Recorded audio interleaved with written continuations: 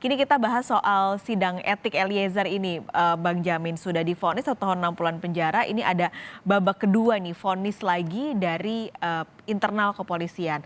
Kalau melihat potensinya, kira-kira masihkah ada harapan Richard Eliezer tetap ada di jajaran keanggotaan Polri, Bang Jamin? Ya, kalau melihat dari hukuman 1 tahun 6 bulan ya, Mhm. dan terkait dengan status GC dan Kapolri juga pernah sekilas mengucapkan kalau dia akan melindungi akan memberikan kesempatan Eliezer untuk bisa diterima kembali ke polisi, itu menunjukkan bahwasannya ada kemungkinan bisa. Tapi selain itu memang ada beberapa peraturan-peraturan terkait dengan pemberhentian, yaitu terkait dengan peraturan PP 1 tahun 2003, di mana memang di situ dikatakan sanksi pidananya tidak lebih dari 3 tahun. Jadi ada kemungkinan bisa diterima.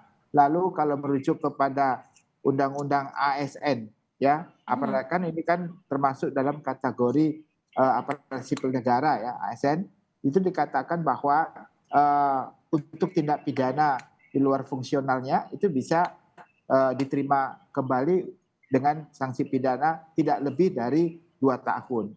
Jadi ada beberapa ketentuan-ketentuan yang memang memungkinkan ya untuk bisa diterima kembali sebagai aparatur sipil negara atau sebagai Polri di lingkungan Kapolri. Dan pertimbangan yang paling menentukan yaitu pertimbangan dari sidang kode etik hari ini begitu. Mhm. Tapi juga harus ada dasar hukumnya yaitu tadi PP 1 2003 tentang pemberhentian Kepolisian Republik Indonesia dan ketentuan Undang-Undang ASN terkait dengan pemberhentian secara tidak hormat kepada ASN yang sanksi pidananya kurang di atas 2 tahun, begitu.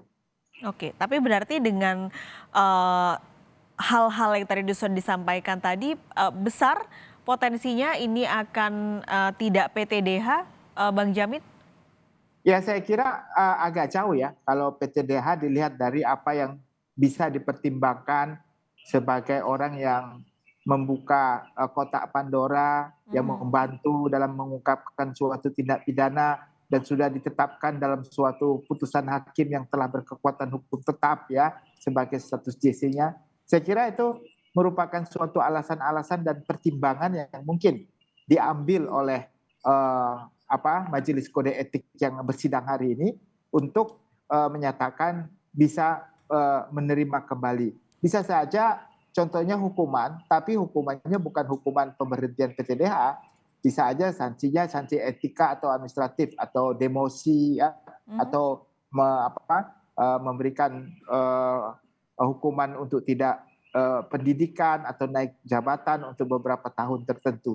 Jadi bisa aja seperti itu. Tapi kelihatannya menurut saya konteks itu juga sangat sensitif ya bagi keadilan dalam masyarakat ya tentunya. Kalau sampai dia tidak diberikan hak untuk naik jabatan ataupun pangkat dalam 2 tahun terakhir, atau dia didemosi pakai apa lagi, pangkatnya sudah pangkat yang paling rendah kan begitu Mhm. kan, agak apalagi gitu ya. Nah jadi saya kira rasa keadilan masyarakat mungkin akan menjadi masalah lagi dalam sidang kode etik kalau sampai ada sanksi yang sifatnya administratif kepada ini Eliezer.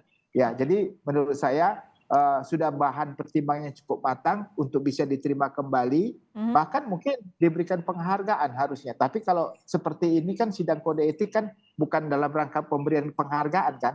Ini kan dalam rangka memeriksa apakah ditemukan atau tidak pelanggaran etik atau pelanggaran administratif yang dilakukan oleh seorang polisi begitu. Oke.